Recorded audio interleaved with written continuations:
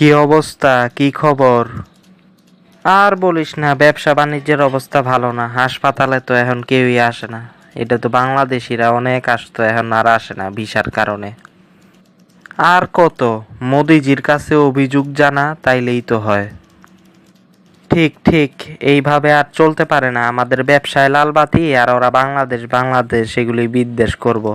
এগুলি আর চলতে পারে না। মোদিজির কাছে ভিসা খোলার লিগে আমি কথা বলতাছি, দাঁড়া। কি অবস্থা ব্যবসা বাণিজ্যের?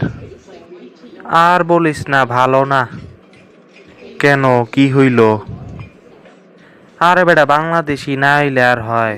বাংলাদেশিরাই তো আইসা আমার হোটেলে কত কিছু খাইতো, খাইতো, কত কিছু কেনাকাটা করতো। এখন বাংলাদেশি না আসার কারণেই ব্যবসা খারাপ।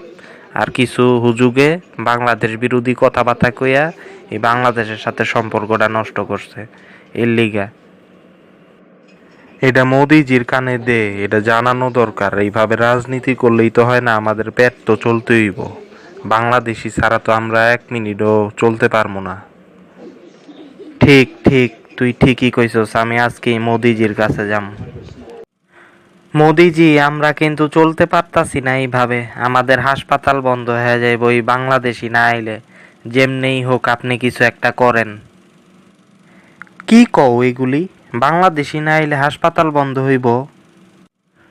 শুধু ওর হাসপাতালের কথা চিন্তা করলে আমারও দোকান বন্ধ হয়ে যাইতাছে বাংলাদেশি ছাড়া। আপনি একটা কিছু করেন, এই বাংলাদেশি ছাড়া তো আমি চলতে পারবো না। শুধু বাংলাদেশ বিরোধী রাজনীতি করেন কে?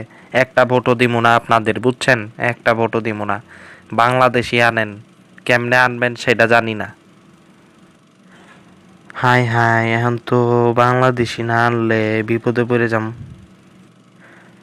আচ্ছা ঠিক আছে ঠিক আছে, আমি দেখতাছি কেমনে ভিসা চালু করা যায়। আচ্ছা, বাংলাদেশি আনার ব্যাপারে আমি দেখতাছি।